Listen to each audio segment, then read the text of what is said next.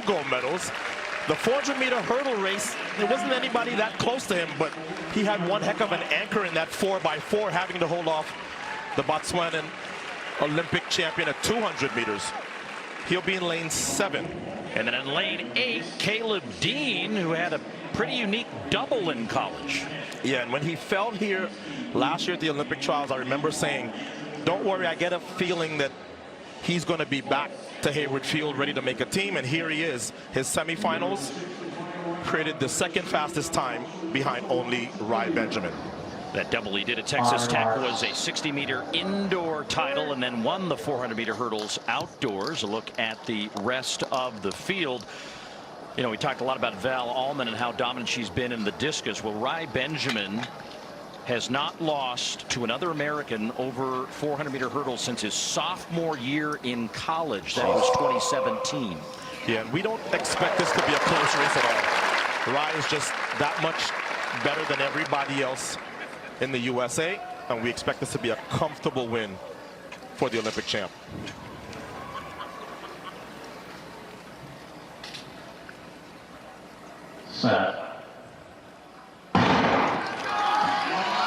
Though we'll send 3 to Tokyo, so we'll keep an eye on Rai Benjamin, but that race for second and third is going to be fun to watch, including C.J. Allen, the runner-up in the Olympic trials last year. He's in lane 4, and then on the outside, Caleb Dean wants to punch his ticket, and he is flying through the first 5 hurdles. Back in the day, Rai Benjamin might have responded to that fast start by Caleb Dean, but he's too experienced now. He waits, and now he flips the switch, and nobody is going to have a response for what Rai Benjamin has in this last 100. Well, let's see if Caleb Dean has anything left in the tank to make the team, as the battle on the inside with Rai Benjamin in the lead. He's going to win this one going away. Dean is going to get there.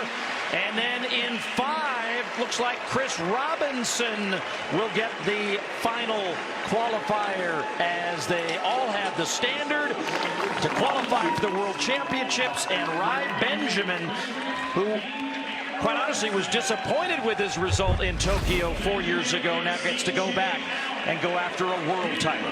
Yeah, and it was on that far turn that you saw Rai Benjamin sort of switch into his top gear. And this is a man with 44 low flat speed. He runs 43 low consistently in anchoring Team USA. No problem for Rai. Glad to see Caleb Dean, after his mishap last year, make his very first U.S. team. And as you said, Christopher Robinson at his